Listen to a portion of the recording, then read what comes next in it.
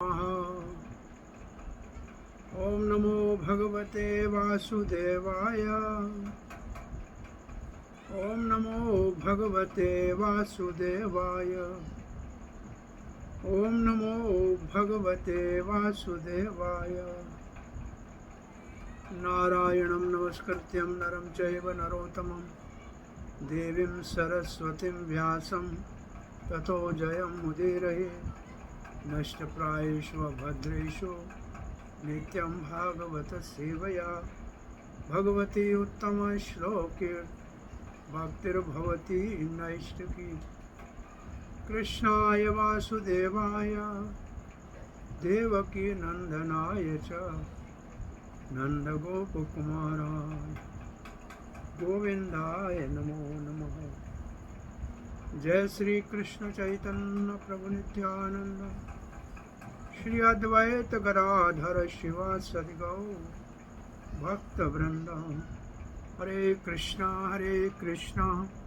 कृष्ण कृष्ण हरे हरे, हरे राम राम राम हरे हरे। रोहिणी मंदिर से जुड़े हुए प्रिय भाग्यशाली भक्तों, भक्ति वैभव के श्रीमद् भागवत के तीसरे स्कंद के अध्ययन में आप सबका हार्दिक स्वागत है।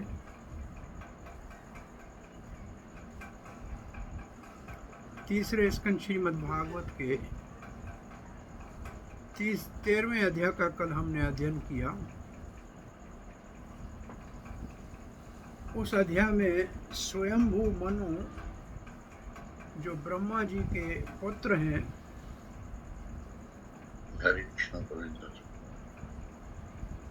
उनके साथ शतरूपा जो उनकी पत्नी हुई, इन दोनों ने ब्रह्मा जी के द्वारा इनके सृजन या सृष्टि करने के उपरांत उन्होंने क्या किया, ये विदुर का प्रश्न था। उन्होंने क्या किया? उन्होंने अपने पिता ब्रह्मा जी की आज्ञा का पालन करने के लिए अपने आप को उनके शरण में अर्पण किया और आज्ञा मांगी कि क्या निर्देश है, हम कैसे आपको प्रसन्न करें। इससे ब्रह्मा जी बहुत प्रसन्न हो गए और कहा कि बेटा आप सृष्टि को बढ़ाओ। तो स्वयंभू मनु ने कहा कि पिताश्री, सृष्टि बढ़ाने के लिए स्थान तो है नहीं, पृथ्वी कहाँ है? तो ब्रह्मा जी चिंतन करने लगे तो उनके नासिका से वाराह अवतार का प्रकट हुआ। ये जो नासिका से वाराह अवतार का प्रकट हुआ, ये है श्वेत वाराह, और ये है स्वयंभू मनु के कल्प की बात। और आगे कथा इसी वाराह अवतार के वर्णन है कि कैसे ये ऋषियों ने इनको वेदों की प्रार्थना से जो है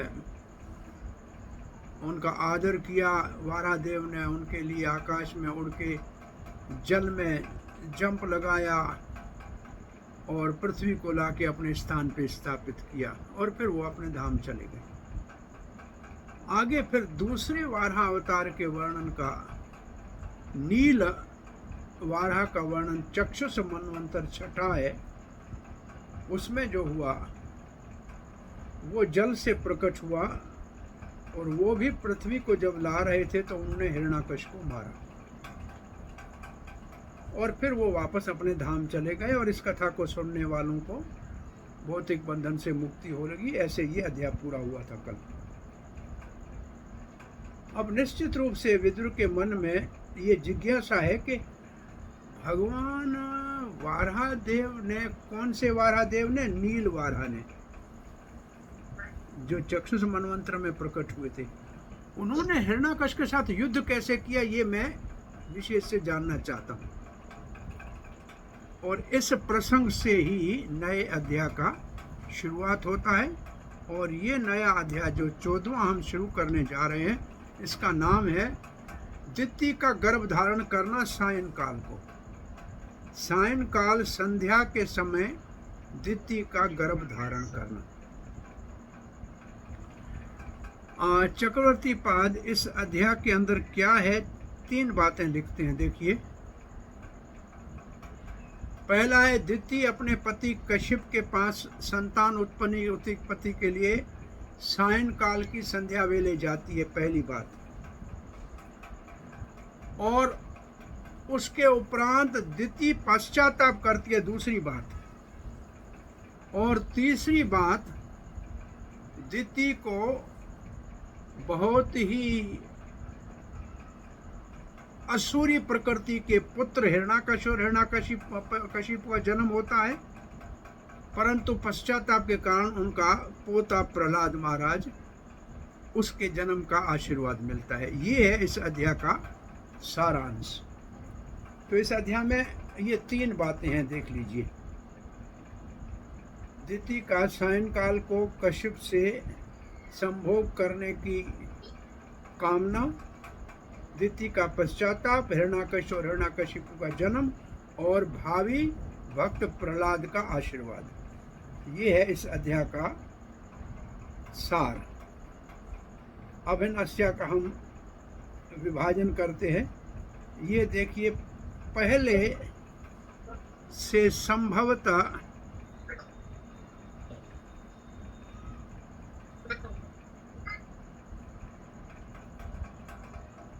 पहले 4 श्लोकों में विदुर जी का नील वाराह के विषय में जिज्ञासा, अधिक जिज्ञासा। तो पहले 4 श्लोकों में क्या है, विदुर जी के द्वारा नील वाराह के विषय में अधिक जिज्ञासा। तो ये है पहला श्लोक। श्री शुक उवाच, सुखदेव गोस्वामी कहते हैं, निश्मय का मतलब है सुनने के बाद। किसने सुना? विदुर ने सुना। किससे सुना? कौशावर्णी, कौशावर नाम है मैत्रेय ऋषि का। उससे जब सुना, उपवर्णितम, जब उन्होंने वर्णन किया था वाराह देव का, हरे है, किसका वर्णन किया? हरे कथायाम, हरि की कथा का वर्णन किया था।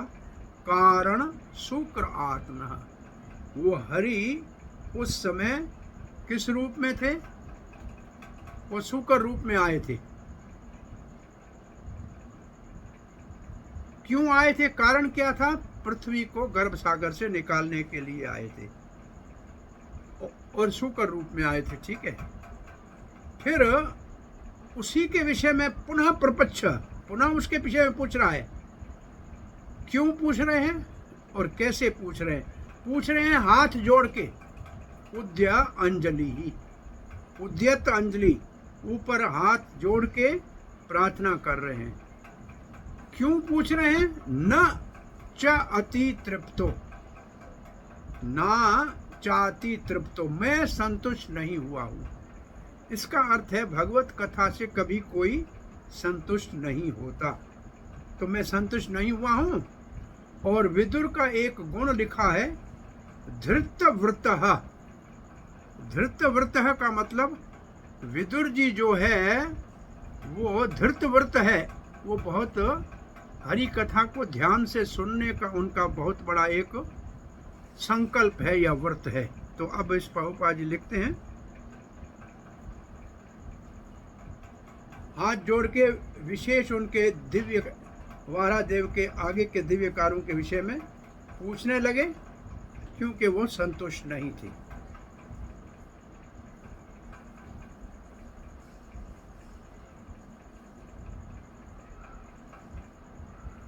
विदुर कैसे है? अपने संकल्प में दृढ़ है। उनका जो अच्छे व्रत धारण करने वाले हैं।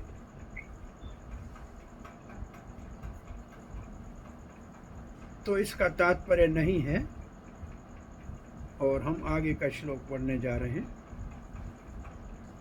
इसके विषय में एक और विचार है। वो विचार ये है कि भागवत के पहले स्कंद में वो जो 88,000 ऋषि है वो भी कहे थे वयम तो न वित्रप्यामः, हम भी भगवत कथा से अति तृप्त नहीं हो रहे हैं, इसलिए आप अधिक से अधिक बताइए और बताइए।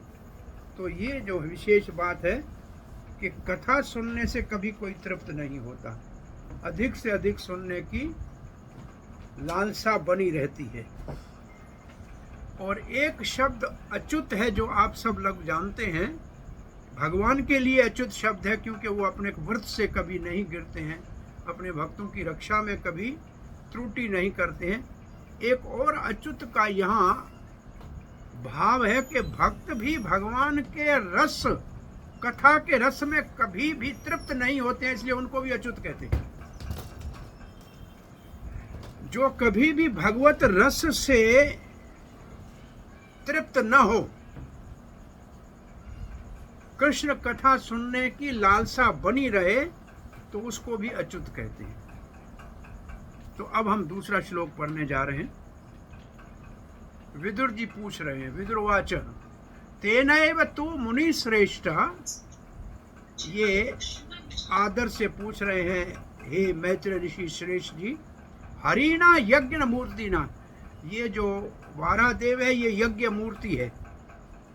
आदि दयतो हिरण्याकशो, और जो पहला दैत हिरण्याकश, दैत कहते हैं दिति के पुत्र को, दानु के पुत्र को दानव कहते हैं, दिति को पुत्र को दैत कहते हैं। इनके माँ जैसे कौन्ते, कुंती के पुत्र को कौन्ते कहते हैं। तो ये दैत्यो हिरण्याकशो हतो इति अनुशुश्रुमा, कैसे उन्होंने हिरण्याकश को मारा ये मैं सुनना चाहता हूँ। यज्ञ मूर्ति भगवान ने मुनि श्रेष्ठ बताइए कैसे मारा था। इस श्लोक का तात्पर्य श्रील प्रभुपाद जी लिखते हैं, वही जानकारी श्रील प्रभुपाद जी लिखते हैं कि 2 प्रकार के वारा अवतार हुए हैं, और ये चक्षुष मंत्र में जो वारा अवतार है,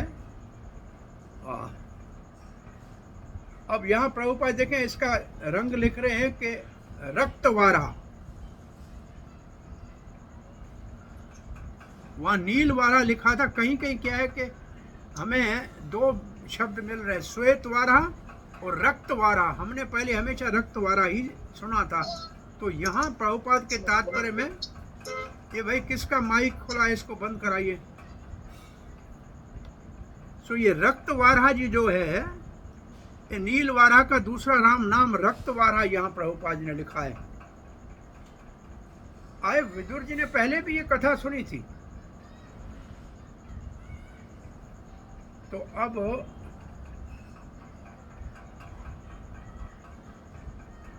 अब ये जो चक्रवर्ती बात बहुत स्पष्ट कर रहे हैं, स्वयंभू मनु के समय में जो वारा अवतार था उन्होंने केवल पृथ्वी को उठाया था, परंतु चक्षु मनवंतर वाला वारा है उसने हिरण्याकश को मारा था।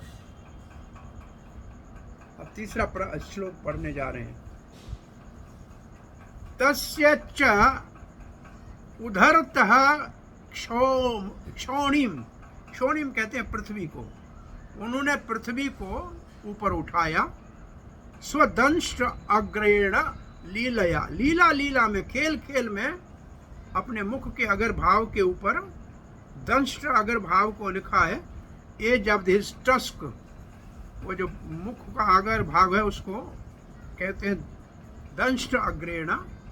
दैत्य राजस्य च ब्रह्मन कस्माद हेतु अभुन मृदः, युद्ध क्यों हुआ उनके बीच, मृद कहते हैं युद्ध को। उन दोनों के बीच में बताइए तो सही, युद्ध क्यों हुआ, कारण क्या था युद्ध का।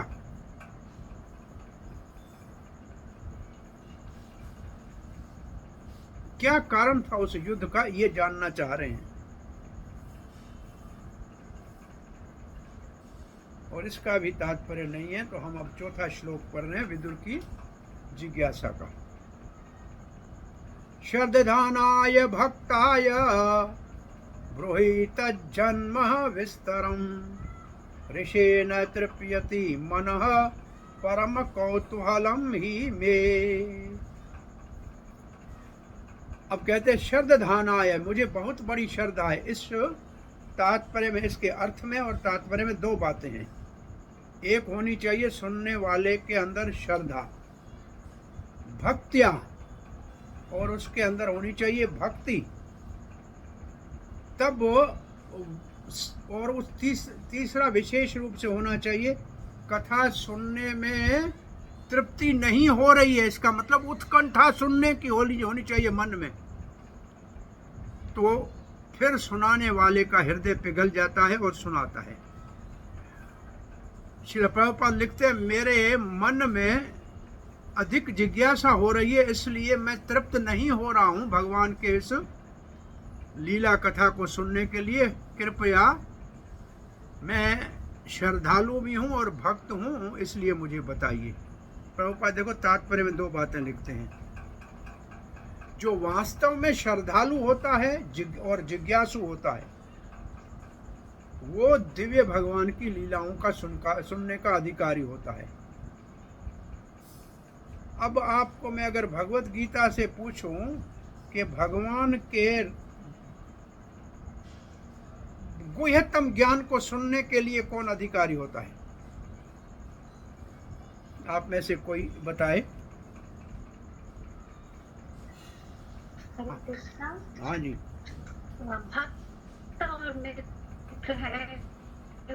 अर्जुन इसके सुनने के अधिकारी बने थे। मैंने प्रश्न क्या पूछा, भगवान के गुह्यतम ज्ञान को सुनने के अधिकारी कौन होते हैं। आपने उत्तर दिया गीता के सुनने का अधिकारी कौन है। हरे कृष्ण प्रभु जी। हाँ जी। प्रभु जी, 9 चैप्टर में फर्स्ट में भगवान ने ही एलिजिबिलिटी बताई है फर्स्ट में कि जो मुझसे ईर्ष्या नहीं करता। बहुत अच्छा, एक ईर्ष्या नहीं करता, और दूसरा और जो श्लोक तीसरा श्लोक, ये पहला श्लोक है, फिर तीसरा श्लोक पढ़िए।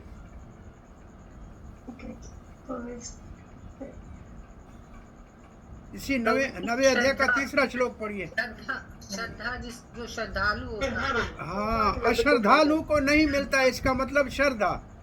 एक श्रद्धा और जिसकी ईर्ष्या नहीं है, और जो श्रद्धालु है।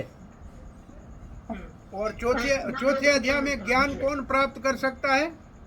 ज्ञान प्राप्त करने वाले का लक्षण क्या है, श्रद्धाना। श्रद्धावान लभते ज्ञानम, श्रद्धावान को ज्ञान मिलता है। और किसको नहीं मिलता है, उसमें 3 कारण है। कौन से, कोई बताएगा। चौथे अध्याय भगवत गीता में 3 कारण है उसको ज्ञान नहीं मिलता।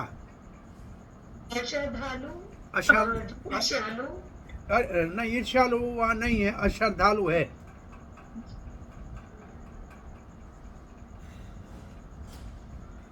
तीन है, और 3 में से एक सबसे बड़ा भारी है।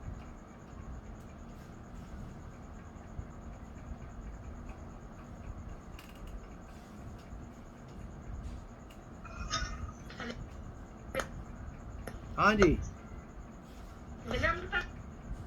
हाँ जी। नहीं, आप गीता में लिखा क्या है, श्लोक को बोलो ना, अपने मन से मत बोलो। अज्ञानी है। अज्ञानी दूसरा है, अज्ञानी। ज्ञान किसको नहीं मिलता है, अशार्धधानस अज्ञस संख्यात्मा विनश्यति। तीसरा कौन है, जिज्ञासु। अरे मेरे भाई, जिसको संशय होता है, जो शक शुबा करता है। और तीनों में संशय वाला सबसे खराब है। जिसको संशय होता है उसकी श्रद्धा नहीं होती, वो मूर्ख सदा अज्ञानी रहता है, इसलिए उसको कुछ प्राप्त नहीं होता है। तो सत्पुरुषों से दिव्य ज्ञान को प्राप्त करने के लिए ईर्ष्या रहित, श्रद्धावान, संशय रहित होना चाहिए। और ये भक्ति से लक्षण आते हैं। इसलिए यहाँ विदुर जी कहते हैं, मैं भक्ति भाव से और श्रद्धा के साथ जिज्ञासा कर रहा हूँ। ठीक है। प्रभुपाद क्या लिखते हैं, विदुर इसलिए अच्छा अधिकारी है इस को सुनने का। अब हमारा दूसरा विभाग शुरू हो रहा है। 5 से 7, 5, 6, 7 मैत्रेय विदुर के प्रश्न की प्रशंसा करते हैं। ऐसा प्रश्न पूछने वाले के लिए जो वक्ता होता है वो उसका आदर करके उसको उसकी सराहना करता है, उसको कहता है वाह वाह आपका प्रश्न बहुत अच्छा है। अब क्या देखो इस यहाँ क्या लिखा है, साधु वीर त्वया पृष्ठम, आपका प्रश्न वीर, आप बहुत वीर है। साधु वीर त्वया पृष्ठम, आपका प्रश्न ये साधु बहुत ही वीर रस को आस्वादन करने वाला है। अवतार कथाम हरि, आप भगवान हरि के कथा के विषय में पूछना चाहते हैं। यत् त्वं पृच्छसि मर्त्यानाम मृत्युपाश विना विषातनीम, अरे भाई ऐसा प्रश्न पूछने से मृत्यु लोकों वालों को मृत्यु के पास से मुक्ति मिल जाएगी। इसका अर्थ है कि ऐसे प्रश्न संसार के बंधन से मुक्त कराने वाले हैं। ये आपका इसलिए प्रश्न अच्छा है। अब दुनिया सारी को, मृत्यु लोक में रहने वाले को इस प्रश्न का उत्तर सुनने का सौभाग्य मिलेगा और वो मृत्यु के जन्म मृत्यु के चक्कर से मुक्त हो जाएंगे।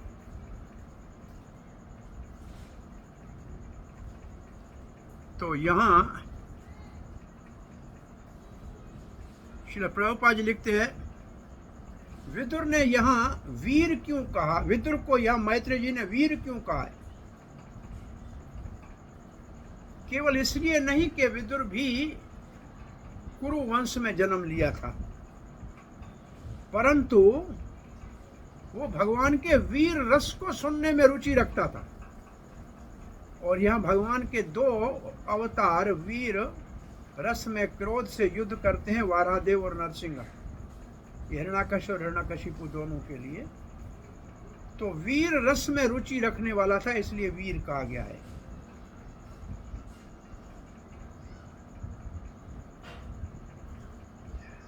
भक्त केवल भगवान की लीला सुनना चाहता है, भौतिक किसी चीज में उनकी रुचि नहीं होती।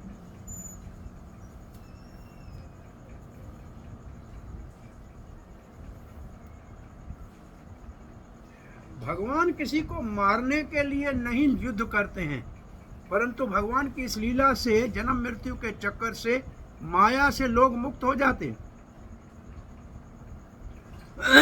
ऐसे युद्ध की कथाएं भगवान की जन्म मृत्यु से मुक्त करने वाली है।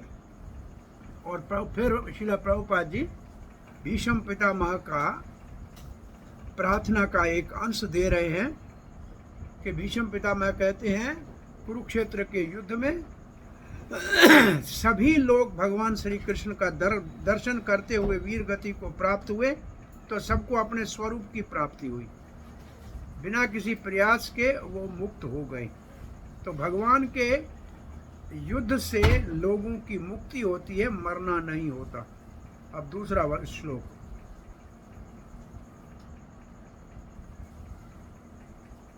और प्रशंसा आगे करते हैं। अब इसका प्रमाण देते हैं। किस चीज का प्रमाण देते हैं? कि भगवान के युद्ध के विषय में सुनने से जन्म मृत्यु से मुक्ति होती है, इसका प्रमाण दे रहे हैं। तो प्रमाण क्या है? यस्य उतानपाद पुत्रो मुनिना गीतयार्भकः मृत्योः कृत्वै मूर्धन्य अंग्रीम आरोह्य हरेः पदम।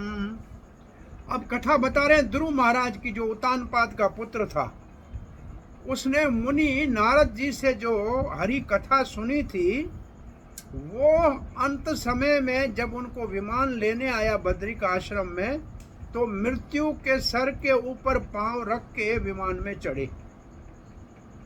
इसका अर्थ है कि हरि कथा भक्तों के मुख से सुनने से मृत्यु के ऊपर विजय प्राप्त और भगवत धाम की प्राप्ति होती है। तो छठा प्रश्न प्रमाण है, कथा का लाभ है उसका। आप पढ़िए, अनुवाद पढ़िए श्रील प्रभुपाद जी का, पढ़िए अनुवाद जी। तात्पर्य शिल प्रभुपाद के द्वारा शिल प्रभुपाद की जय। अपना देह त्याग करते समय राजा उत्तान पाद के पुत्र महाराज ध्रुव के पास सुनंद तथा अन्य पुरुष आए, जिन्होंने भगवत धाम में उनका स्वागत किया। उन्होंने अल्प आयु में जब वे बालक ही थे इसलिए उनको त्याग किया था। यद्यपि उन्होंने अपने पिता का सिंहासन प्राप्त कर लिया था और उनके अपने कई पुत्र भी थे, चूंकि उन्हें इस संसार को छोड़ना था, इसीलिए मृत्यु उनकी प्रतीक्षा कर रही थी।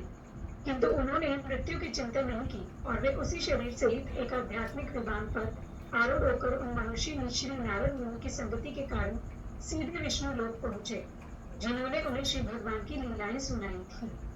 तो ये है प्रमाण के हरि कथा का ये लाभ है। अब हम पढ़ रहे हैं इस दूसरे विभाग का अंतिम श्लोक।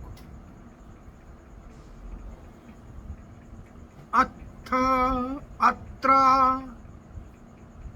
इतिहासोऽयं श्रुतो मे वृणीतः पुरा ब्रह्मणा देव देवेन देवानाम अनुपृच्छताम्।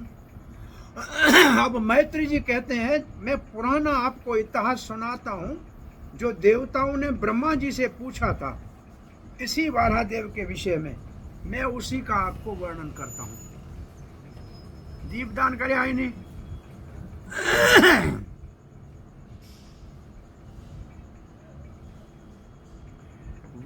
वारादेव और हिरण्याकश के बीच में जो युद्ध है उसका प्रसन्न देवताओं ने ब्रह्मा जी से पूछा था, मैं वही आपको बताता हूँ जो पहले बताया गया है। इसको कहते हैं परंपरा। अपने मन से नहीं बता रहा हूँ, जैसे मैंने सुना है ब्रह्मा जी ने देवताओं को उत्तर दिया था वैसे मैं आपको बताऊंगा। अब कैसे ब्रह्मा जी ने बताया था वो अब शुरू हो रहा है 8 से 15 तक। दिति कश्यप जी के पास सहवास के लिए जाती है 8 से 15 तक इन श्लोकों में।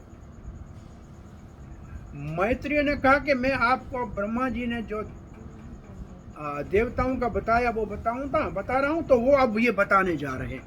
ये बताया था ब्रह्मा जी ने। क्या बताया था ब्रह्मा जी ने? ये है दिति दाक्षायणी। दिति दक्ष की पुत्री है, क्षत्र विदुर का नाम है, जो हरि कथा में बहुत रुचि रखे। जैसे छाता में मधु होती है ना, ऐसे इसका एक अर्थ मैंने कभी देखा था, अब तो मेरे को ध्यान में नहीं है। छत्ता क्यों कहते हैं विदुर को? जैसे रस भरा हो जिसमें हरि कथा को सुनने का, ऐसा कोई था, मेरे को अब ध्यान में नहीं है। मारीचिम कश्यपाम पतिम, तो मारीच का पुत्र कश्यप जो था अब उसके पास चली गई। कौन? अब देखो, दिति के पिता का नाम लिखा है दक्ष और कश्यप के पिता का नाम लिखा है मरीचि। वो है पति, उसके पास उसकी पत्नी चली गई विदुर। अपत्य काम चक्र में उसके अंदर उस समय बहुत काम का प्रकोप था। और कब गई? संध्यायाम, संध्या के शाम के संध्या के काल गई। क्यों गई? हृच्छार्दिता, इसका मतलब उसके अंदर काम का प्रबल कोप था और सहवास की इच्छा थी। ये इस श्लोक का अर्थ है। और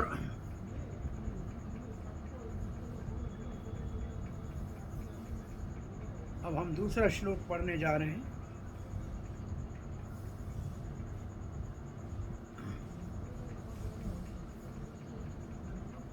उस समय क्या कर रहे थे जब गई थी दिति? तो उनका पति कश्यप पहले कब गई थी? संध्या काल में। लिख के रखो, ये वो दोष हैं जो असुर संतान उत्पन्न के कारण है। उसमें पहला ये है, समय संध्या काल कभी भी सहवास के लिए उचित नहीं है, ये वर्जित है। अब दूसरा, इष्टा अग्नि जोहवम पश्यता पुरुषम यज्ञ। उस समय कश्यप जी यज्ञ पुरुष भगवान को उनके मुख जो अग्नि है उसमें पूजा अर्पण कर रहे थे और निम्नलोचित है, उनकी आंखें बंद थी। अर्क आसीनम, उस समय सूर्य जो है अस्त हो रहा था। अग्नि आगरे समाहितम, जो भगवान का मुख अग्नि है उसमें वो आहुति दे रहे थे। और इसका अर्थ है वो पूजा में थे। जब सूर्य अस्त हो रहा था, समाधि में थे, आंखें बंद का मतलब समाधि में थे कश्यप जी, और परम पुरुष भगवान विष्णु को, जिनका जीवा यज्ञ अग्नि है, उसमें आहुति डाल रहे थे, ऐसे समझना चाहिए। प्रभुपाद जी लिखते हैं अग्नि को भगवान की जीवा कहा गया है और उसके अंदर घी आदि और तिल जव आदि की आहुति दी जाती है। भगवान उसको स्वीकार करते हैं क्योंकि भगवान यज्ञपति है। दो प्रकार से भगवान भोग ग्रहण करते हैं। जरा कोई बताएगा कौन से दो प्रकार से भगवान भोग ग्रहण करते हैं? हरे कृष्ण। हाँ जी, ब्राह्मणों के मुख से मुझे एक ब्राह्मणों के मुख से और दूसरा और यज्ञ यज्ञ अग्नि में, यज्ञ अग्नि और ब्राह्मणों के मुख से। कौन से ब्राह्मणों के मुख से भगवान भोग अर्पण करते हैं?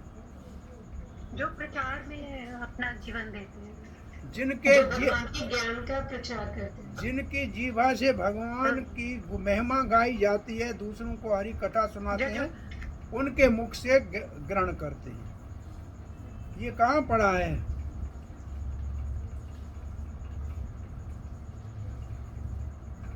भक्ति रसामृत सिंधु में। ये भक्ति रसामृत सिंधु में है। अब 10वां श्लोक हम पढ़ रहे हैं। 10वां श्लोक। दिति उवाच, अब दिति वहां गई और कौन से स्थान पे गई, किस समय गई और अपने पति उस वक्त क्या कर रहा था, ये 3 बातें लिख लेनी चाहिए पहले। ये सब कारण है असुरी उत्पत्ति के। अब दिति क्या कह रही है? एष माम त्वकृते विदम काम आतस्सरासनः धुनोति दीनानां विक्रमया रंभाम एवं मतांगजः। अब ये दिति की भाषा है, इसके लिए जोर से बोल रही है। एक आदमी आंख से इशारा करे या शरीर के हाव भाव से बताए वो तो प्रभाव पड़ेगा नहीं, क्योंकि आंखें बंद करके समाधि में बैठे। तो इसलिए उन्होंने निर्लज होकर सीधा कह दिया। क्या कहा? उस यज्ञ स्त्री में सुंदर दिति अपनी इच्छा को प्रकट कर रही है। कह रही है, हे विद्वान, विद्वान लिखा है, हे विद्वान, ये जो कामदेव है ना, वो सर का मतलब देखो, सर अश्नः, सर का मतलब बाण। कामदेव अपने बाण से क्या कर रहे हैं? मुझे बहुत बड़ी पीड़ा पहुंचा रहे हैं, बहुत बड़ी पीड़ा पहुंचा रहे हैं। मैं तो दीन हो गई, ये मुझे ऊपर आक्रमण कर रहे हैं। और अब उदाहरण दे रही हैं, ये काम है मतवाला हाथी, मतम गज, और मैं हूं एक, ये जो लिखा है रंभाम, इसका मतलब केले का हल, छोटा सा पेड़, केले के पेड़ को मतवाला हाथी जैसे उखाड़ के फेंक सकता है, ऐसे ये काम मुझे उखाड़ रहा है। श्री प्रभुपाद लिखते हैं, क्योंकि समाधि में थे इसलिए जोर से बोली, शरीर से अपना प्रभाव नहीं डाला और सीधा ही निर्लज होके बोलना शुरू कर दिया कि सहवास की मेरी कामना है और मैं तो हूं केले के पेड़ के समान और ये काम तो है मतवाला हाथी। प्रभुपाद लिखते हैं स्वाभाविक तो ये था, होना तो ये चाहिए था, उसको अपने पति को ऐसे विचलित नहीं करना चाहिए क्योंकि वो समाधि में थे, परंतु वो अपने काम के वेग को रोक नहीं सकी। यहाँ काम मतवाले हाथी का प्रतीक है और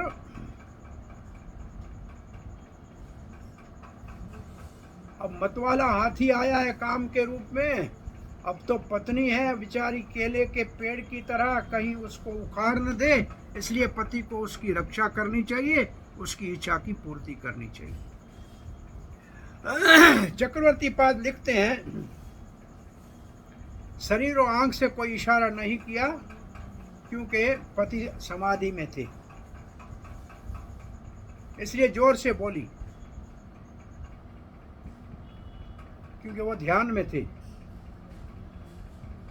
ये स्वभाव नहीं है स्त्री का, लिखते हैं चक्रवर्ती बादशाह, वास्तव में ये स्त्री का स्वभाव नहीं है, कभी वो ऐसे निर्लज नहीं होती। परंतु दिति इस वक्त पागल हो गई थी, काम से पागल हो गई थी, उसकी लज्जा उड़ गई थी, निर्लज हो गई थी, उसमें न लज्जा थी न भय था, वो भय और लज्जा से वंचित हो गई थी काम के कारण, इसलिए जोर जोर से बोल के कश्यप की समाधि को तोड़ दिया। एश काम, इसका मतलब काम सामने दिखता है। अरे मैं अकेली रह गई तो ये काम मेरे को नाश कर देगा, ऐसे वो अपने पति के ऊपर आरोप लगा रही है। आपके कारण हुआ है, त्वत् कृत्य, ये आपका काम है, आपने मेरे अंदर काम की उत्पत्ति की है, क्यों नहीं आप पति हो, मेरी रक्षा करो। काम मुझे आतुर कर रहा है, दीन धुनोती, मैं बड़ी दुखी हूं।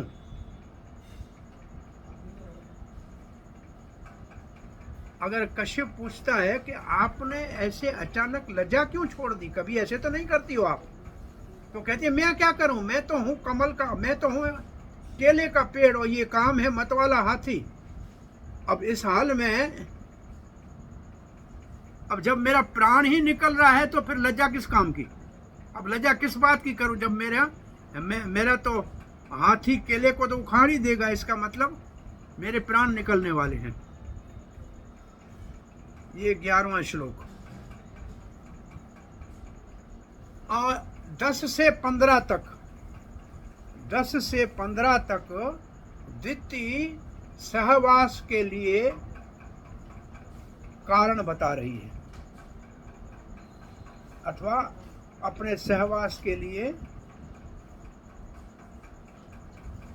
उसको जो है अपने पति को कहा जाए कि कन्विंस कर रही है। तद भवान दह्यमानायाम, भवान मतलब इसलिए आप, दह्यमानाम में जल रही हूं, सब पत्नी नाम में आपकी पत्नी हूं, समृद्धि भी ही मैं आपकी नहीं, आप सपत्नी का दूसरा अर्थ है।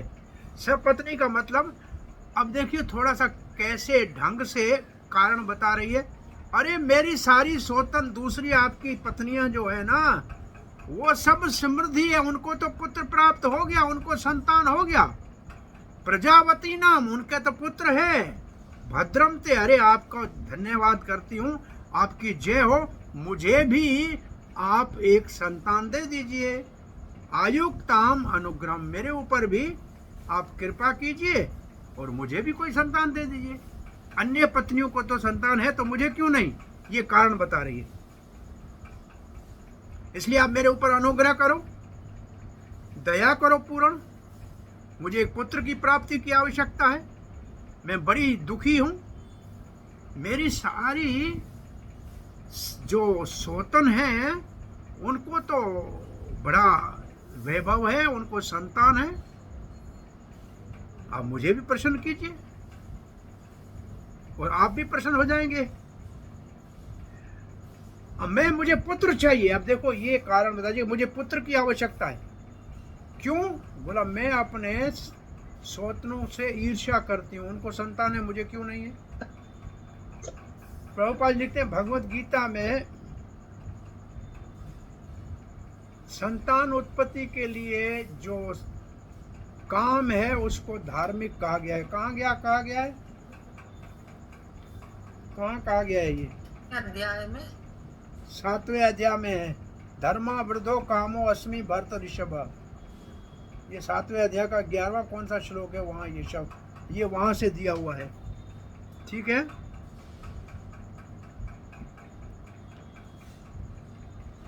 बिना संतान के भोग का भाव है तो ये अधर्म है। इसलिए दिति कहती है मुझे तो संतान चाहिए।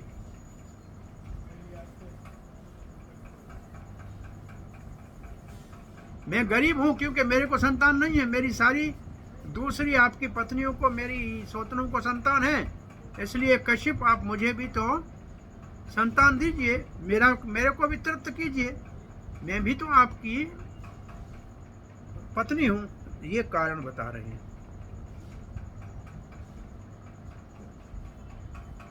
अब कारण आगे का।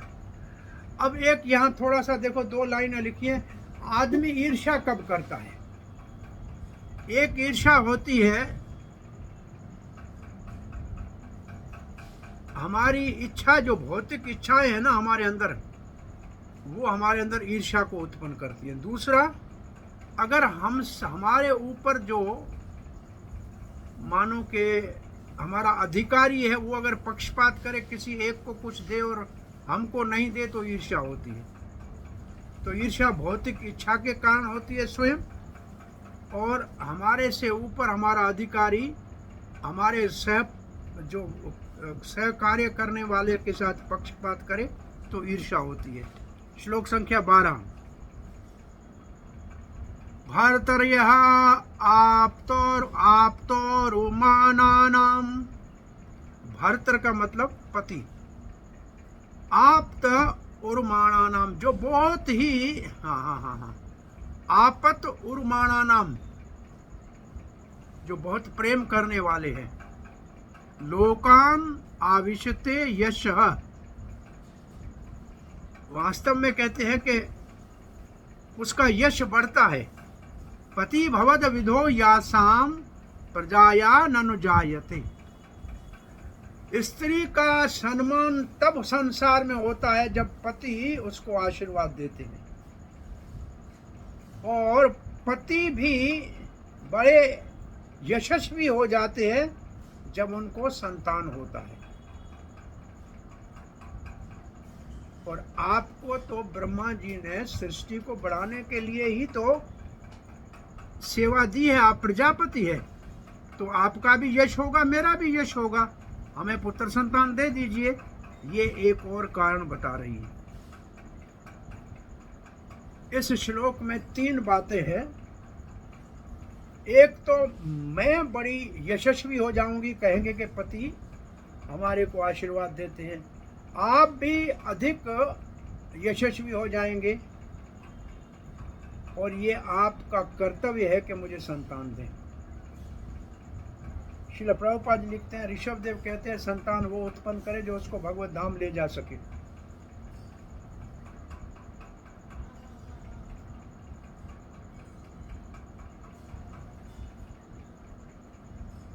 इसलिए हर मानव को ये एक अवसर दिया गया है कि मानव जन्म का लाभ ले, और इसलिए कश्यप को भी संतान उत्पन्न करना चाहिए, क्योंकि उनको भी मुक्त करना है। अब ये क्या कहा ये कि संतान उत्पन्न करना चाहिए। श्रुति में लिखा है, तज जाया जाया भवति यदस्याम जायते पुनः।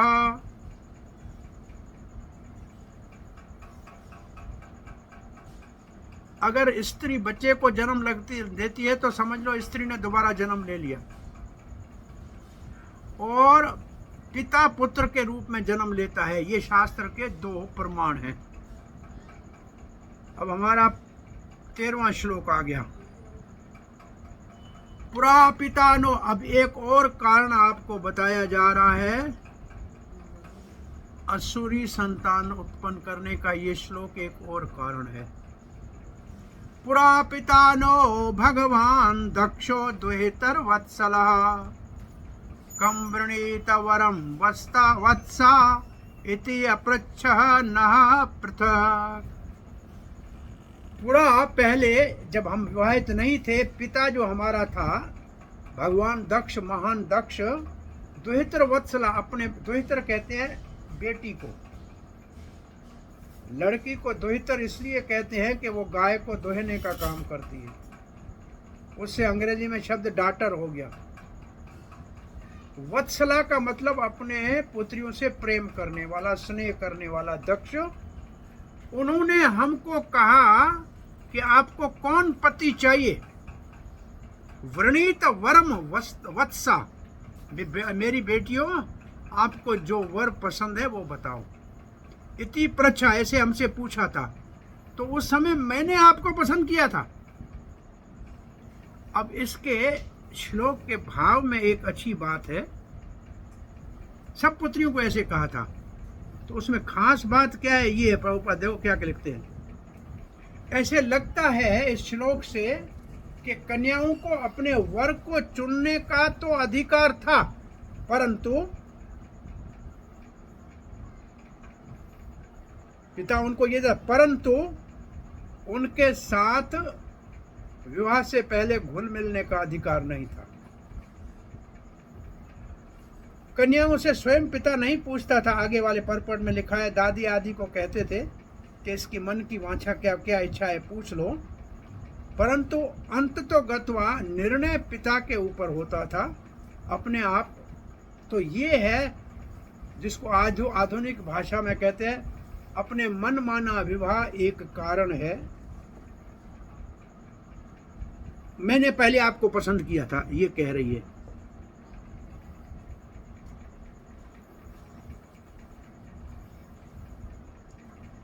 अब ये 14वां श्लोक। स विदित्वात्म जानानाम्नो भवान संतान भावनः त्रय उदशान्दात्तासां यास ते शीलम अनुव्रताः। हमारे पिता जो है हमारे शुभ चिंतक थे दक्ष, उन्होंने हमारा भाव को जाना और हम 13 पुत्रियों को आपके साथ विवाह करा दिया, जो वो सभी आपके ऊपर विश्वास करती थी और सबका स्वभाव आपसे मिलता जुलता था। अब इसके तात्पर्य में प्रभुपाद जी ने क्या लिखा है, और ये हमने पहले आपको बताया, वो लिखा है। ये लिखा है कि पिता सीधा नहीं पूछता है, दादी के साथ पोती अपने मन की बात कह देती है और फिर पिता को पता लग जाता है। ऐसे कश्यप जी ने दिति के मन के भाव को जाना था। ये गाड़ी बची गई, थोड़ा प्रसाद क्यों है मेरा ये मशीन।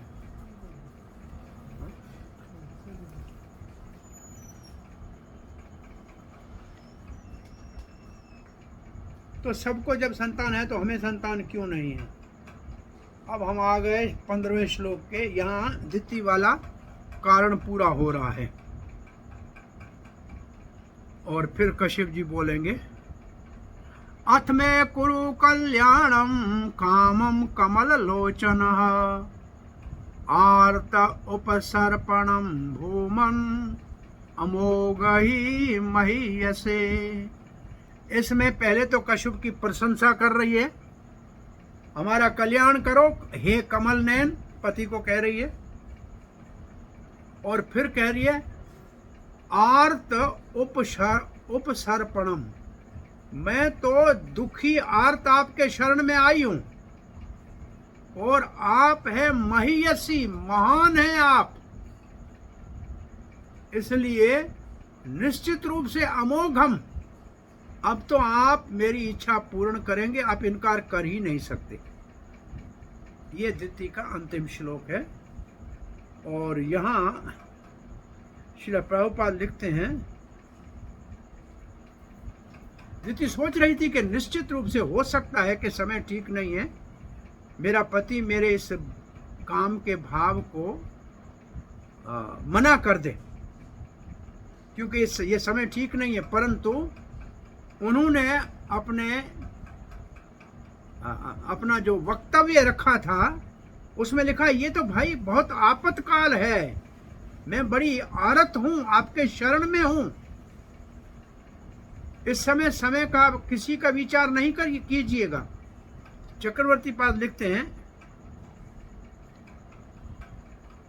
एक प्रश्न उठा रहे हैं, अरे आपने कहा था कि आप मेरे समान गुणों में हो, इसलिए आपके पिता ने आपको मेरे साथ विवाह करने के लिए सुकृति दे दी, तो आप बताइए तो सही, मेरे साथ गुणों में है तो मेरी समाधि को भंग क्यों किया? सायंकाल को अपने काम वासना को पूरी करने के लिए मेरी भक्ति को भंग क्यों किया? तो कहती है, क्या करूं मैं बड़ी आरत थी, मैं आपके शरण में आई हूं, आरत उपसर्पणम, क्या करूं मैं? इस वक्त मेरी स्थिति बहुत दयनीय है। आप बड़े दयालु हैं, आप शास्त्र को जानते हैं, इसलिए दुखी का दर्द का निदान तत्काल करना चाहिए, और आप बड़े महान हैं, और महान व्यक्ति से कोई भी निराश नहीं होता, उसकी आशा पूरी होती है। अब ये आया चौथा विभाग, 16 से 31 तक। कश्यप जी द्वितीय के प्रस्ताव को क्या उत्तर देते हैं, उसको समझाने का प्रयास करते हैं, परंतु उनको सख्ती से मना नहीं करते हैं। तो ये विभाग हमारा, इसको मैं समझता हूँ 10 मिनट और, इसमें जितने 20 तक श्लोक हो जाएंगे तो अच्छा है। ये 51 श्लोक का अध्याय है, तो बाकी कल करेंगे। इति तां वीरमारीचः कृपणां बहु भाषिणीनां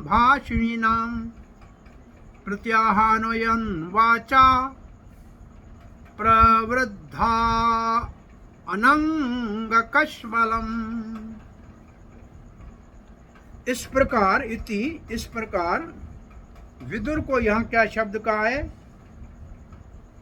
हाँ, विदुर को शब्द लिखा है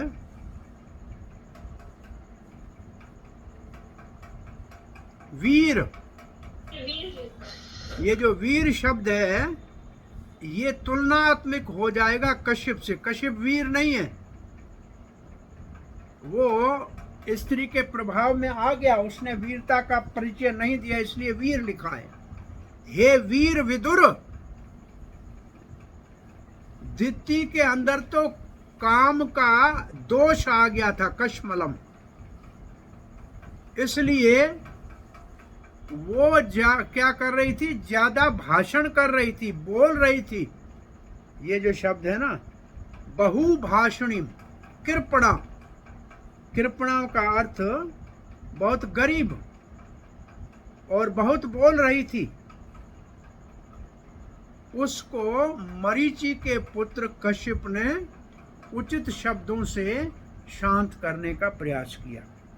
अब प्रभुपाद का तात्पर्य देखिए, जब पुरुष हो या स्त्री हो, जब काम का प्रकोप होता है तो समझना चाहिए ये इच्छा पाप का कारण है,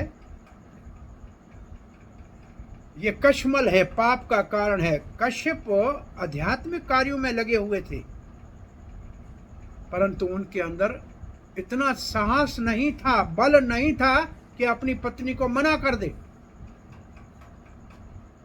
जो ऐसे काम आतुर हो गई थी। मना कर सकते थे, सख्त शब्द कह सकते, ये ठीक टाइम नहीं है, असंभव है, अब जाइए। परंतु वो आध्यात्मिक दृष्टिकोण से इतना बलवान नहीं था जितना विदुर है, इसलिए विदुर को यहां वीर कहा गया है। कोई भी आत्म संयम में बलवान नहीं होता, एकमात्र भक्त ही आत्म जो है संयम कर सकता है।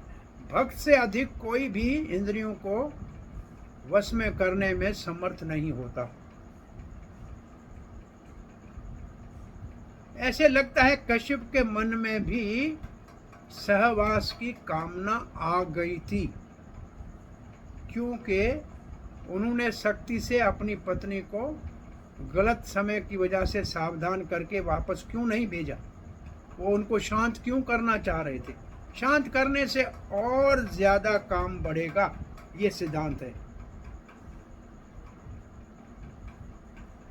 विदुर धर्म में बहुत ही दृढ़ थे और कश्यप इतने नहीं थे। अरे क्रोध से एक बार देख लिया होता, ये कह रहे हैं विश्वनाथ चक्रवर्ती ठाकुर, और डांट दिया होता, चाहे दिखावे का क्रोध दिखाया होता तो भी उनका काम बिल्कुल एकदम फीका पड़ जाता और भय के कारण वो समाप्त हो जाता। परंतु उनके अंदर भी काम का उदय होता था, ऐसे उसके अंदर तो काम का उदय हुआ था। और जब काम किसी को हो और तब आप उसको समझाने का प्रयास करो तो केवल काम बढ़ता है। ये मैंने यहाँ से कहा था आपको, चक्रवर्ती पाद का तात्पर्य है। कामी व्यक्ति को समझाने से काम बढ़ेगा, केवल एकमात्र क्रोध से और भय से काम का तत्काल नाश हो जाता है। संख्या 17, ये 17 से 21 तक कश्यप जी अपनी पत्नी के गुणगान कर रहे हैं। एचते अहम विधास्यामि प्रियं वीरो यदैच्छसि तस्याः कामं न कः कुर्यात् सिद्धिस्त्रयी वर्ग की यतः। अरे अरे आप कितनी सुंदर है, देखो क्या कहते हैं। अभी तो आपके ऊपर कामम, अब जो आपके ऊपर काम का प्रभाव है, मैं आपकी इच्छा पूर्ण करूंगा। प्रिय घबराओ मत, आप ही तो हमारे 3 धर्म अर्थ काम को पूरा करने वाली हो, हमारे घर की लक्ष्मी हो। इसका मतलब है आप चिंता मत करो, मैं आपकी इच्छा पूरी करूंगा। ये भयभीत स्त्री, मैं आपकी इच्छा पूरी करूंगा, आप मुझे प्रिय हो। कौन नहीं स्त्री की इच्छा पूरी करेगा जो धर्म अर्थ काम को पूरा करने में सहायक होती है। ये 3 क्या है प्रभुपाद जी लिखते, धर्म अर्थ काम मोक्ष है। सो धर्म अर्थ और काम है, मोक्ष नहीं है। बद्ध जीव के लिए स्त्री जो है वो मुक्ति का कारण है, क्योंकि वो अपने पति को मुक्ति के मार्ग में आगे ले जा सकती है। ये बद्ध जीव तो का आधार ही इंद्रिय तृप्ति है। अगर किसी को अच्छी पत्नी मिल गई है तो ऐसी पत्नी इसकी सहायता कर सकती है हर प्रकार से, नहीं तो वो बंधन में जाके जाए और पड़ता जाएगा। एक जो पत्नी, विश्वास पात्र पत्नी जो है, उसको सहयोग करना चाहिए अपने पति का भौतिक इच्छा को पूरी करने के लिए, और तो फिर वो आध्यात्मिक कार्य भी करेंगे और फिर मुक्ति के रास्ते में आगे बढ़ेंगे, सिद्धि प्राप्त करेंगे। पति अगर अधिक आध्यात्मिक उन्नत हो तो पत्नी को भी उनका साथ देना चाहिए आध्यात्मिक कार्यों में, तो पत्नी और पति दोनों को लाभ होगा आध्यात्मिक सिद्धि में। इसलिए ये अवश्य बहुत ज़रूरी है कि लड़की और लड़के दोनों को शिक्षा दी जाए विवाह से पहले आध्यात्मिक कर्तव्य की, ताकि वो आगे चल के एक दूसरे का सहयोग करके एक दूसरे को लाभ दें। और लड़के के लिए ब्रह्मचर्य है और लड़की के लिए क्या है लिखा, बताओ जरा। हाँ जी,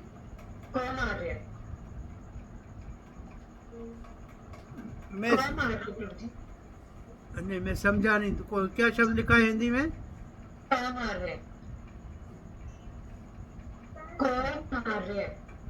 कौमार्य?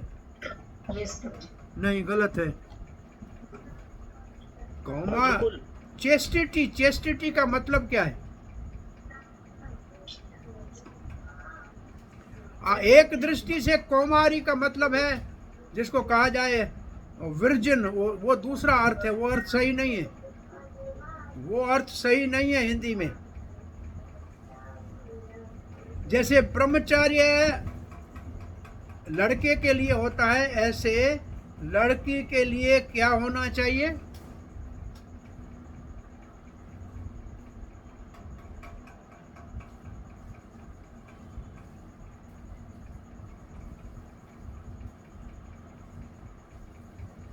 ये शब्द, इसका चेस्टिटी का क्या लिखो, देखो हिंदी में कोई सही प्रॉपर शब्द क्या है?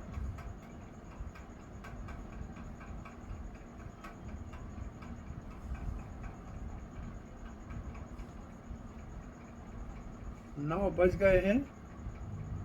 इस शब्द का अर्थ निकालो, फिर आपके कोई प्रश्न? संयम, शुचिता। हाँ, संयम, शुद्धता, शुचिता। मेरे ख्याल में तीनों शब्द होने चाहिए, संयम, शुचिता और शुद्धता।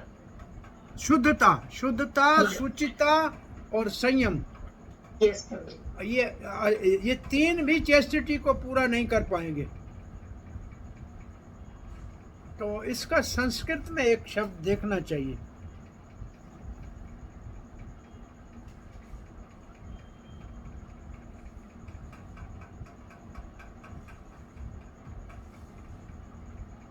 संयम, शुचिता और शुद्धता। संस्कृत शब्द वही ब्रह्मचर्य है। नहीं, ब्रह्मचर्य तो लड़के के लिए है, हाँ, लड़की के लिए स्पेशल शब्द प्रभुपाद ने पहली बार निकाला है, चेस्टिटी।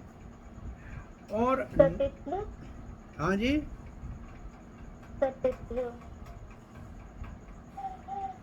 समझ में नहीं आया मेरे को। सतित्व, सतित्व, सतित्व शब्द बहुत अच्छा है। वैसे भीष्म पितामह ने कहा नारी का गहना है लज्जा। वो लज्जा अगर नारी में है तो बड़े बड़े राजाओं को भी वश में कर सकती है, और लज्जा गई, ये वाल्व लूज हुआ प्रभुपाद ने कहा, तो फिर वो समाज के अंदर बहुत बड़ा उपद्रव उत्पन्न कर सकती है। ये भीष्म पितामह ने युधिष्ठिर को जहाँ शिक्षाएं दी है वहाँ नारी शिक्षा में ये लिखा हुआ है। तो वो भी शब्द अच्छा है वहाँ, लज्जा। वैसे एक कहावत है, वैश्य निर्लज्ज नारी लज्जा। धंधा करने वाले को निर्लज होके अपना पैसा कमाना चाहिए, सबको कहे कि नहीं जितने में लिया उतने में दिया तो धंधा नहीं चलेगा। वैश्य को निर्लज होना चाहिए, नारी को लज्जा होनी चाहिए, ब्राह्मण संतुष्टि होना चाहिए, और राजा को कभी संतुष्ट नहीं करना चाहिए। कोष ज्यादा होगा तो प्रजा सुखी रहेगी। राजा असंतुष्ट, ब्राह्मण संतुष्टि, नारी लज्जा, वैश्य निर्लज। ये एक नीति शास्त्र का मर्यादा है। सो प्रभुपाद जी कहते हैं ये शिक्षाएं दोनों को दी जाए। वैसे प्रभुपाद जी पहले आचार्य जिन्होंने ब्रह्मचारी आश्रम खोला था पाश्चात्य देशों में। वैसे वैदिक संस्कृति में ब्रह्मचारी आश्रम का कोई जो वर्णन नहीं है, परंतु प्रभुपाद ने देखा कि सिंगल लड़कियां हैं अकेली, तो उनके लिए ब्रह्मचारिणी आश्रम खोल दिया था कि वो कम से कम शिक्षित हो। तो वही बात, उस भाव को प्रभुपाद जी ने जो स्वयं किया था कि उनको यहाँ सत्यत्व की शिक्षा दी जाए, शुचिता की शिक्षा दी। पतिव्रता भी आ रहा है। हाँ, पतिव्रता। अब पतिव्रता तो विवाह के बाद, ये क्या विवाह से पहले की बात कही जा रही है। जैसे पहले जब लड़के और लड़कियों को विवाह से पहले ब्रह्मचार्य और शुचिता, शुद्धता, इंद्रियों का संयम, सत्यत्व की शिक्षा देनी चाहिए।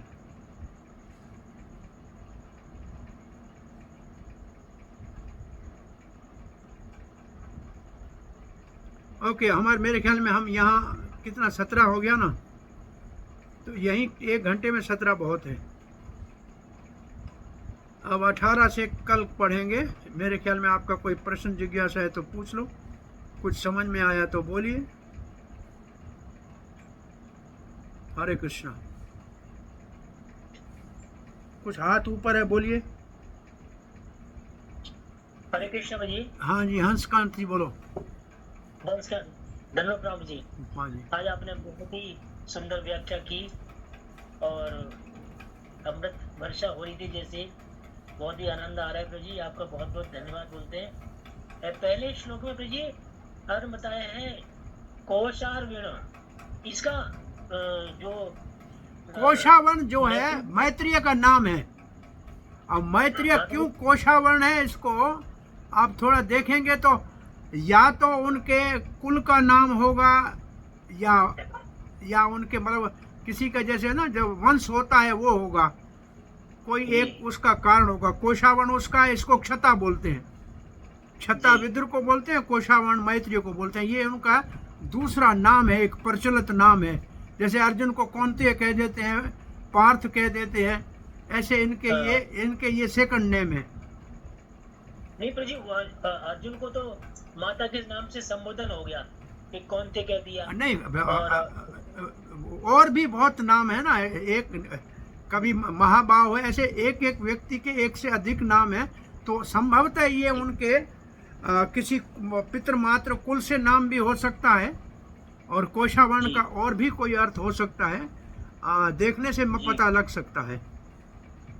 यहाँ लिखा नहीं है आचार्यों ने कोशावर्ण को, सिर्फ मैत्रेय लिखे के ही हमको उत्तर दिया है। लेकिन संभवतः इसका नाम है कोशावर्ण। कोशावर्ण का कोई अर्थ निश्चित रूप से होगा। जी। मैं तो आज पता नहीं सारे श्लोकों के साथ, जैसे मेरा अपना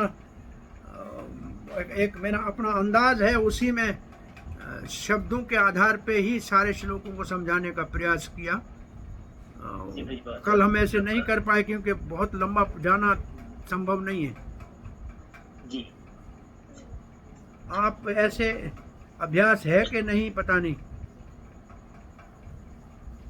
नहीं, ठीक पढ़ा रहे जी, आपको बहुत बहुत धन्यवाद। बहुत अच्छा पढ़ा रहे हैं और बहुत अच्छी तरह समझ में आ रहा है। ये आपकी विधि बहुत अच्छी है। भारतीयों के लिए शब्दों का अर्थ श्लोक में 80% आता है, उसी को समझ के पढ़ेंगे तो समझ से पढ़ा जाएगा। ऐसे अनुवाद पढ़ेंगे तो पले नहीं पड़ेगा। अब मैंने अभ्यास नहीं कराया, वरना कभी कभी अभ्यास कराता हूँ कि संस्कृत में श्लोक में जो शब्द है वो कहाँ प्रभुपाद ने अनुवाद में रखा है, उसको ढूंढो, और क्यों है, इसके बाद क्या है, ये अभ्यास करके थोड़ा देख लो। तो अभी तो मैं अपने तरफ से ही बोलता जा रहा था, लेकिन आपसे पूछा नहीं मैंने, या इसको मैं अभ्यास कल देखेंगे, एकादश श्लोक के ऊपर करेंगे।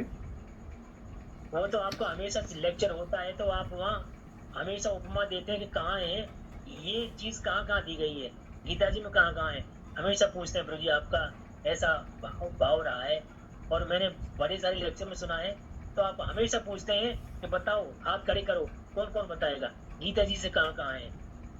ये आपने हमेशा ये रखा है और गौतम से भी रखा है आपने।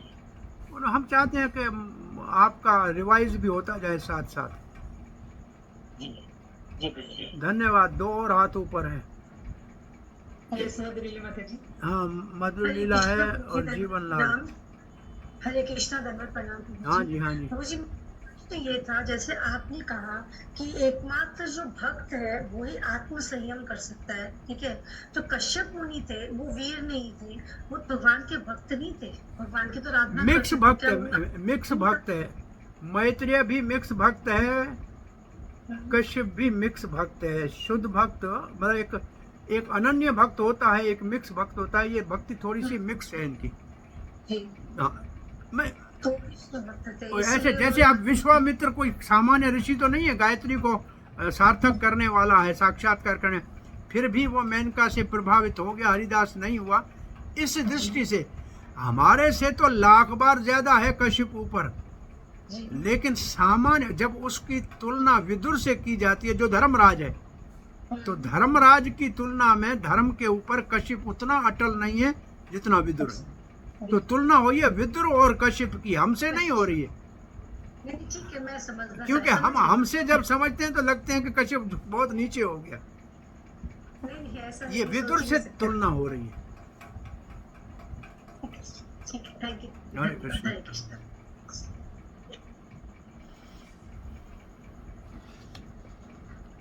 एक और हाथ ऊपर था। आपकी आवाज हाँ जी, नहीं आ जीवनलाल रही जी है। बोलिए।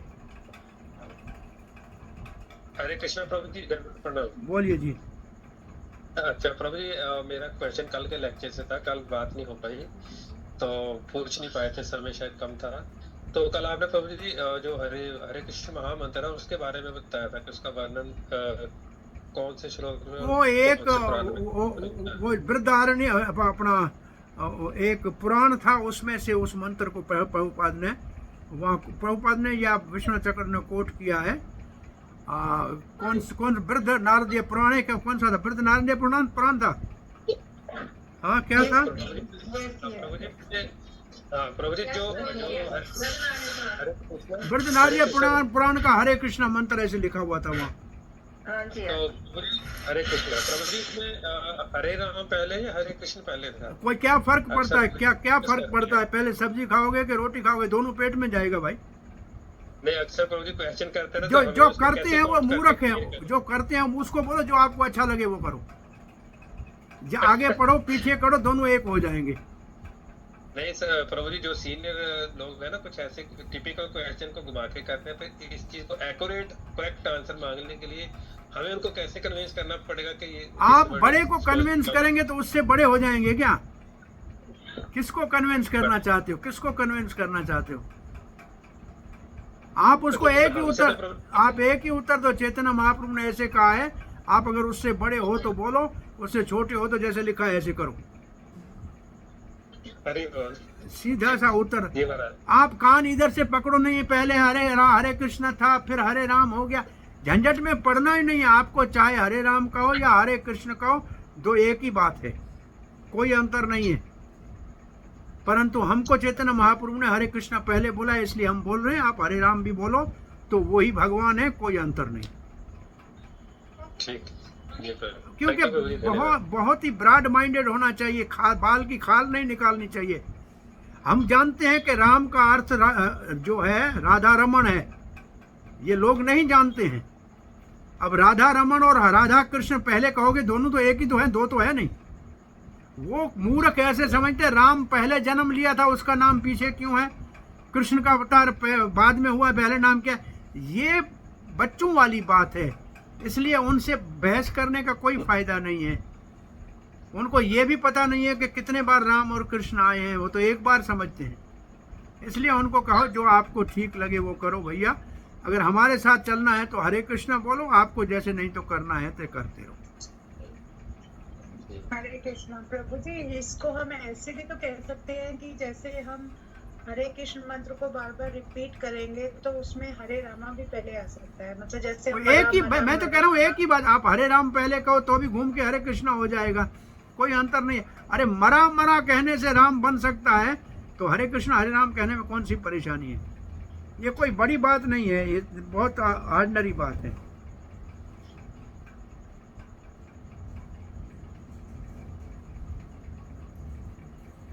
हरे कृष्णा प्रभु जी, इच्छा ही नहीं कर रही है बंद करने की, छोड़ने की। मुझे लग रहा है कंटिन्यू आपसे पढ़ते रहे।